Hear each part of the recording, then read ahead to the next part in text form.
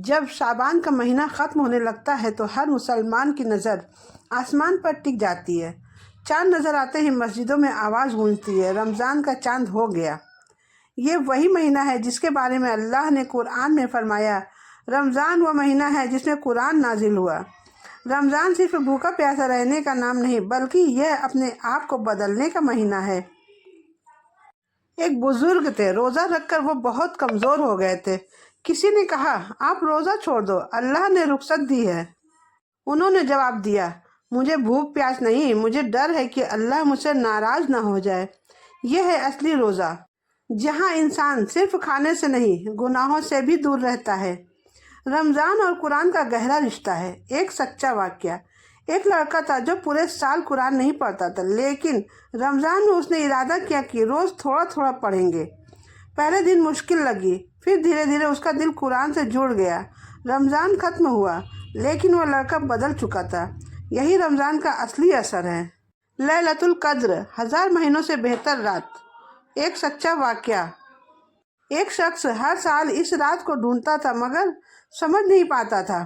ایک سال اس نے صرف دل سے دعا کی، یا اللہ مجھے معاف کر دے۔ اس رات اس کا دل ایسا ہلکا ہوا کہ اسے لگا جیسے ساری زندگی کے گناہ مٹ گئے۔ لیلۃ القدر صرف عبادت نہیں، دل کی سچائی کا نام ہے۔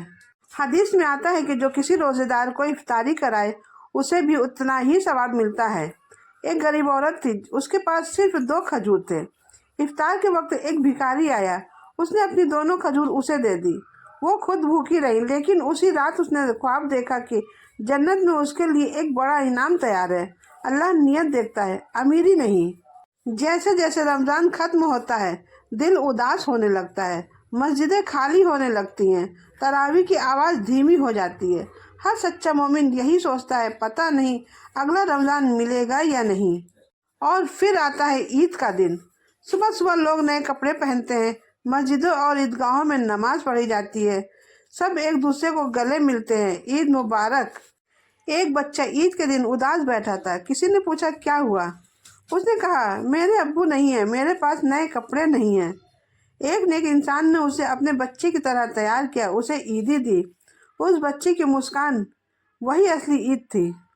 رمضان ہمیں سکھاتا ہے صبر، رحم، سچائی، اللہ سے جڑنا۔ اور عید ہمیں سکھاتی ہے خوشیاں بانٹنا، غریبوں کا خیال رکھنا، محبت پھیلانا۔ تو دوستو، رمضان صرف 30 دن نہیں، یہ پوری زندگی بدلنے کا موقع ہے۔